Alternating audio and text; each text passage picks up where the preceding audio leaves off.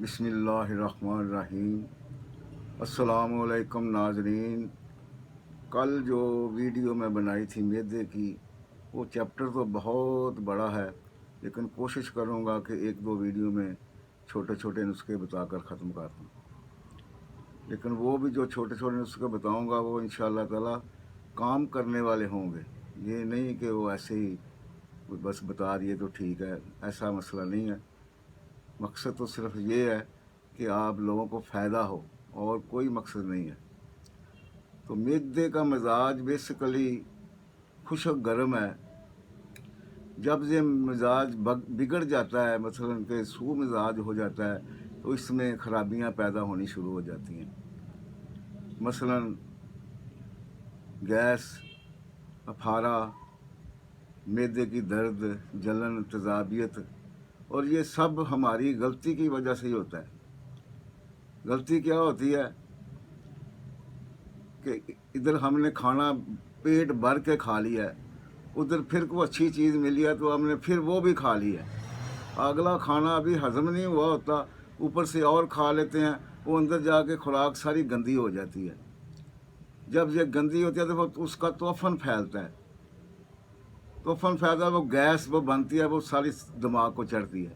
یہ مثال ایسے ہی ہے، جب ایک تقریباً 20-30 کلو آٹے میں، گوندے ہوئے آٹے میں آپ ایک چھٹانک آٹا بھی جو ہے یہ خمیرہ آٹا ملا دیں تو سارا آٹا ہی خمیرہ ہو جائے گا۔ ایسے ہی یہ اندر جا کے خوراک خمیرہ ہو جاتی ہے اور ساری تبخیر بن جاتی ہے، اور پھر گیس بنتی ہے، سر کو چڑھتی ہے، بہت برا حال کرتی ہے۔ تو اس لیے بہتر ہے کہ آپ خود اس کے علاج کریں، اور اپنا جو ہے اس کو احتیاط کریں کہ یہ ہر آدمی کو، ہر انسان کو پتہ ہے کہ میں یہ چیز کھاتا ہوں تو یہ مجھے تنگ کرتی ہے، تو اس کو چھوڑ دے۔ صرف زبان کے چسکے کے لیے وہ آپ یہ بھی کھا لو، وہ بھی کھا لو، ایسے جہاں گئے وہاں پیٹ بھر کے کھا لیا، وہ پیٹ بڑھتا گیا۔ جب یہ پیٹ بڑھتا بھی اسی لیے ہے کہ جب اس میں ہوا بڑھتی ہے تو اتنا سا میدا ہوتا ہے جب وہ پھول پھول کے وہ نیچے لٹک جاتا ہے، اور پھر وہ اتنا خوبصورت انسان ہوتا ہے۔ جب یہ پیٹ بڑھ جاتا ہے، لٹکتا ہے، تو وہی انسان جو ہے بدا محسوس ہونے شروع ہو جاتا ہے۔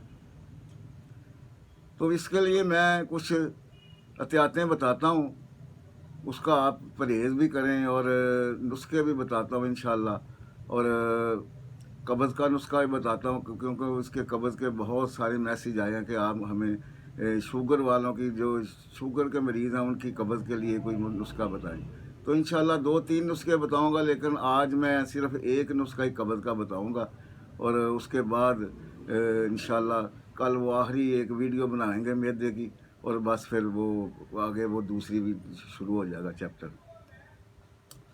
تو نسخہ پہلا یہ ہے، سونف، ملٹھی اور ہلدی، یہ تینوں چیزیں آپ گرینڈ کر لیں، اور ایک ماشا صبح اور ایک ماشا رات کو یہ کھائیں۔ چھوٹا سا نسخہ اور اس کے بہت بڑے کام ہیں۔ یہ اندر جا کر، معدے میں جا کر یہ رطوبت پیدا کرتی ہے اور خشکی کو ختم کرتی ہے۔ جن اصحاب کو بواسیر ہے وہ اس نسخے کو ضرور استعمال کریں، اور ان کو انشاءاللہ بہت فائدہ ہوگا۔ اور اس کے ساتھ ایک اور نسخہ ہے، اگر اس کو اس کے ساتھ ملا لیں تو اندر کی جتنی تیزابیت اور سوزش ہے اس کو بھی دور کرے گا۔ وہ 3-4 چیزیں ہیں، وہ بھی میں آپ کو بتا دیتا ہوں۔ ملٹھی ہے، سہاگا بریاں ہے۔ بریاں کا یہ مطلب یہ ہے کہ وہ اس کو توے پر رکھیں، وہ جب کھل ہو جائے تو اس کو نیچے اتار کر پیس لیں۔ ملٹھی ہے، سہاگا بریاں ہے، سوڈا بائی کارب ہے، نشادر ٹھیکری ہے، ریوند کھتائی ہے، سنڈ ہے، یہ سب آپ نے 50-50 گرام لینی ہے۔ اور گل مدار جو ہے یہ آپ نے 250 گرام لینے ہیں۔ ان سب کو پسوا کے، وہ اگر سوزش ہے تو آدھا ماشا اس نسخے سے لیں، اور آدھا ماشا وہ سونف ملٹھی والا نسخہ لیں، اور ان کو ملا کر آپ ایک قطرہ آپ اس کا क्या नाम है, एक कतरा इसका अमृत धारे का इस पर डाल दें,